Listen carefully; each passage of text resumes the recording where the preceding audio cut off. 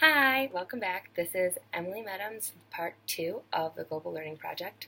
So I had a chance this past week to meet up with Geraldo Castillo, or G as I call him, and talk about all different types of things to do with his culture and education. We were friends back in freshman year, so it was great to reconnect with him and kind of learn some new things that I never would have even thought to ask before. So he is from Guatemala. And so some big differences there, he said, were that Guatemala is a third world country. So you can go from extreme poverty to like extreme wealth within an hour radius. And the schools there aren't really as publicly owned as they are here in the United States. They're more privately owned. So if you have the means to go to school, then you have then you end up going to schools or better schools. His family is very affluent. They started a Central American brewing company like 5 generations back. And it's become a huge global company that's not just brewing anymore. There's so many different things, and they supply so many different jobs and products to the people of Guatemala. And so it's a big part of definitely his family's culture, and the Guatemalan people's culture as well is his beer, which he takes a lot of pride in.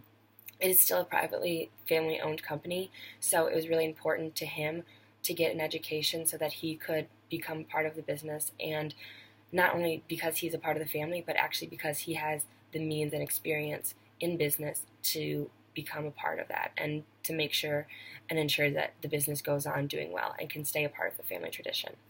So some big things that we kind of talked about with the differences between a good learner and a good teacher, or the similarities, I guess.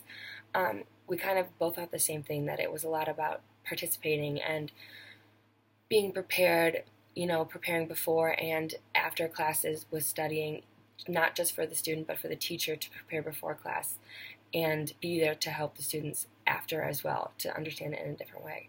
And another thing that I thought was really cool that I had never thought of before that he brought up was that a good student should be trying to help others too, because you can always share a different way of explaining something than maybe the teacher had. So you can always be there to help the students around you as well. So growing up for him, education was really important. His older brother went to a Guatemalan private school, and then because things had gotten so bad in Guatemala, he was actually sent to America to boarding school at the age of 13 and stayed in America through college and everything. So his family started G on track before that to be going to American school. So he was put in an American school in Guatemala so that he would better adjust in a shorter amount of time. And it was always very important for him to go to America, just like his brother had, because he had gone there to visit him multiple times and just, loved it here.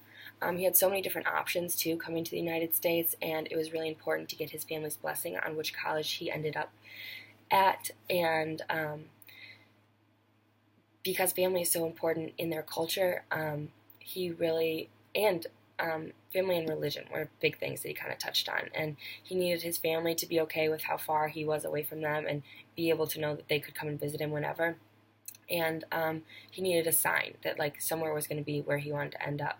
And he said as soon as he got off the plane in Miami, coming to visit schools at first, he dropped his passport and somebody bent over to pick it up and hand it to him, and they were wearing a Michigan State shirt, and he knew right then and there that that was the sign that he was looking for. So I thought that was a really awesome story that definitely touched me a lot. I think that another big thing, too, that he talked a lot about was the differences in the school. Like, they were not forced, kind of, to talk in English all times of the day. They would get in trouble if they weren't. But when they would be with their friends or when they were home, it was always in Spanish. So it was definitely more pressed to be more, like, Americanized. So, he has great English, but you can obviously tell that he has an accent too. So I think a lot of things that I just took away from this conversation was how different that it is. He is so similar to us because of like the means that he had growing up, and how he came from an American school, and his family traveled to the United States so much, but yet he does still come from a third world country. So to hear about all of the difficulties and the poverty being faced in other parts of the country was crazy. That's happening an hour away from him. So it was crazy to hear about all that, but it was definitely really cool to learn more about where he comes from and the differences that he finds between our culture and his.